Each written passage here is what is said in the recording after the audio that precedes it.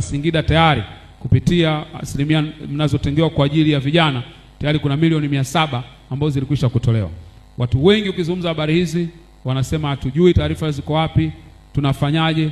Na moja ya maelekezo ambayo nimeyatoa kila nilipopita, taarifa zitolewe kwa vijana wote, zitolewe kwa usawa, na zisitwe tu kutolewa taarifa.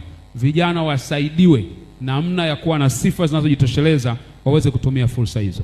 Kijana akija ofisini asiambiwe hana sifa. Kazi ya viongozi wa serikali kama kijana hana sifa ni kumtengeneza ili awe na sifa za kutumia fursa zilizoko, na sio kumwambia kwamba hana sifa za kupata mikopo hiyo. Ndugu vijana, Wizara ya Maendeleo ya Vijana inaongozwa na falsafa kubwa 3. Ya kwanza ni kufanya kazi kwa kasi, tukitambua kwamba vijana wanahitaji mambo yao yashughulikiwe kwa haraka. Lakini la pili, tunaweka falsafa ya viongozi wetu kufikika kuanzia ngazi ya juu mpaka ngazi ya chini.